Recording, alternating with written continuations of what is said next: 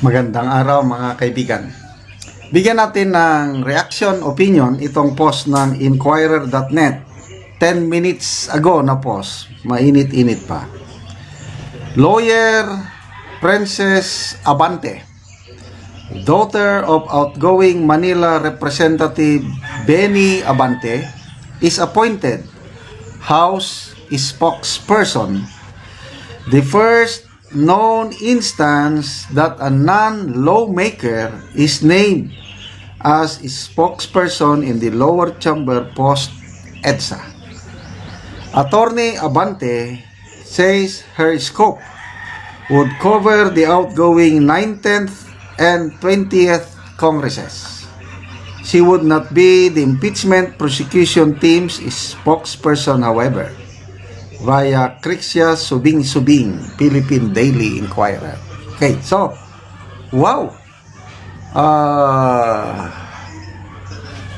Parang may magiging anti-Claire na rin sa Kamara.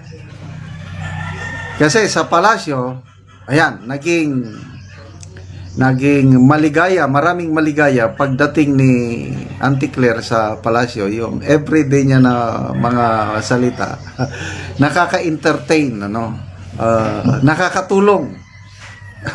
Nakakatulong in a sense na lalong bumabagsak ang rating ng Marcos Jr. administration dahil sa spokesperson. Kaya maraming mga DDS na nagdarasal na huwag sanang tanggalin si Auntie Claire. Okay, so dito naman, una kong nalaman tungkol itong kay Princess Abante nung binirahan sila ni BP Sara, yung pinakita yung litrato, lumabasan nila, yun. Ang sumagot ito, Princess Abante, matapang. So ngayon, spokesperson na. First time.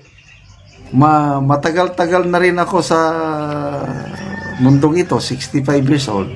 Ngayon lang ako nakabantay na mayroong spokesperson ang House of Representatives. Yung mga nauna, wala lang talaga. Kung sino lang yung gustong interview lang. Ang Kamara may sariling department naman yan sa public relations.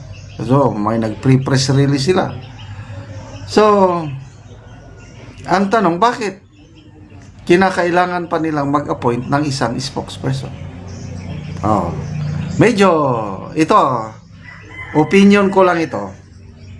Kailangan nila na, na bumawi sa taong bayan. Kasi, ito nga, yung mga surveys, mababa ang trust approval rating ng Speaker of the House. Kahit may mga pinapalabas silang survey before election, ang tataas ng lalo na yung Tangerie. Nako, grabe yung Tangerie, ang pinaka most trusted daw na agency in government, House of Representatives.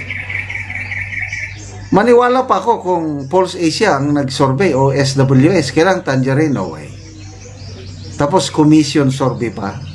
So, tingin ko may public relations or image problem ang Kamara na tingin nila kailangan nila ng synchronize na pagpapahayag, isa lang tinatanong. Parang gusto nilang gayahin ang ginawa sa Malacanang na iisa lang nagsasalita na which is good dahil nga salita ng salita ang Yusek Claire Castro, kailang yun nga, lalong I don't know sa tingin ko lang ako, hindi nakaka-unite palagi lang tinitirang Duterte.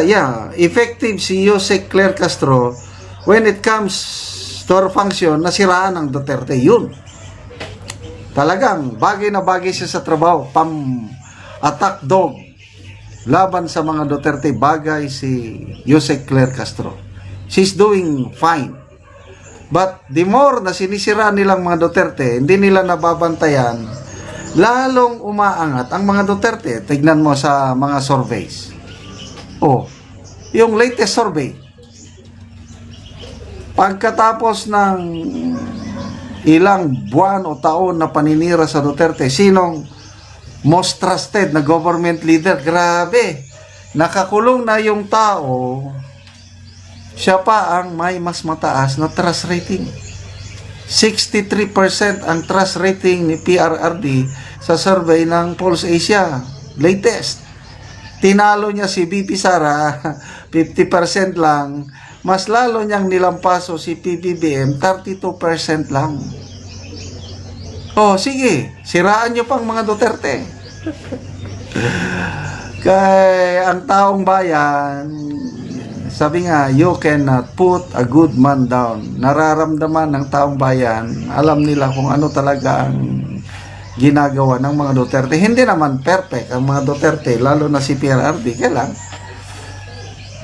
maraming tao nakaka-appreciate sa ginawa niya. Lalo na itong ginawa nila na pag-aresto, dinala sa ano, nako, mismong journalist na pro-Marcos, die-hard Marcos loyalist, si Richard Hidarian, sinabi niya na, it's a big mistake ang pag-aresto nila kay PRRD. And I agree. Kasi nung hindi pa nila inaresto si PRRD at tinira na lang tinira through Quadcom, siniraan, yun. Unti-unti bumababa na ang mga Duterte supporters. After yung arrest, yun na. Yung mga supporters ng Duterte na nanlamig o ano, biglang uminit o nagalvanize. Kaya tumaas. Yung i-relate natin yung survey ng WR Numero. Latest lang din, April. Sa mga respondents, ilan ang nag-identify sa sarili nila na Duterte? 40% Duterte supporters. Marcos, ano lang, 15%. Leni Robredo, 13%. Yung mga non-aligned o undecided, walang pakialam, 31%. So, tama yung mga lumalabas na survey ngayon. So, dito, good luck sa House of Representatives sa pag-appoint nyo kay Lawyer Princess Abante. Sana she will do a good job in promoting the image of the House of Representatives. Salamat mga kaibigan sa inyong pagsubaybay sa ating channel. Nakakatulong kayo ng malaki sa tribong Talandig ng Bukidnon. Ang income natin sa channel na ito is pangtulong sa tribo. Namimigay tayo ngayon ng mga libreng yero at pako para ma-repair ang sira-sirang bahay ng tribong Talandig.